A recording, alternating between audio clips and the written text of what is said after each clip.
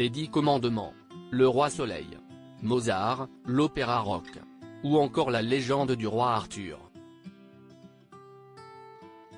Le point commun entre toutes ces comédies musicales françaises? Hormis le succès rencontré par chacune d'entre elles, elles ont toutes été produites, ou du moins en partie, par Dov-Atia.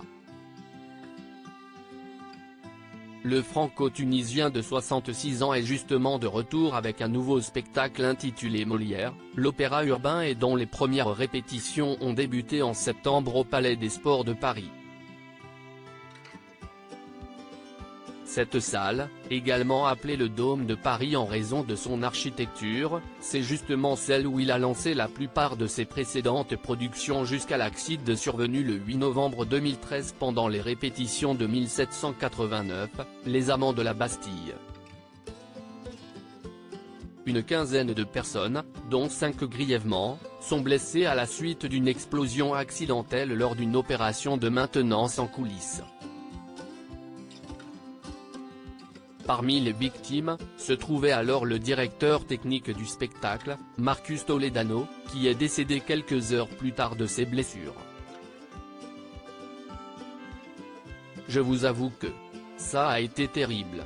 J'en garde un traumatisme, je ne l'oublierai jamais, a confessé Dov-Atia sur le plateau de C'est à vous, ce vendredi 20 octobre, après que le chroniqueur Mohamed Bouafsi l'a interrogé sur le sujet. Le producteur de 66 ans est alors revenu sur les circonstances du drame. C'est arrivé, j'étais en pleine émission, on vient me voir et on me dit, il y a quelque chose qui est arrivé. Et de préciser, à propos du défunt Marcus Toledano, c'est quelqu'un qu'on a fait grandir et il est mort avec ma main dans la sienne à 5 h du matin. Dov-Atia a encore secoué 10 ans plus tard. C'est un drame terrible qui m'a énormément marqué, a finalement résumé l'ancien jury de Nouvelle Star d'une voix de plus en plus tressaillante. Et de conclure avec un aveu, j'ai eu beaucoup de mal à revenir dans cette salle. C'est pourtant là qu'aura lieu la première de Molière, l'opéra urbain, a néanmoins souligné Anne-Elisabeth Lemoine.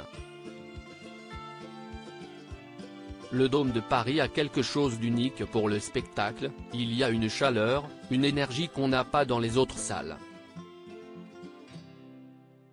Les autres salles sont très belles mais froides, c'est alors justifié Dov-Atia. Et de conclure, toujours aussi passionné, le Palais des Sports a quelque chose de magique. Article écrit en collaboration avec 6 médias. Crédit photo, capture d'écran France 5.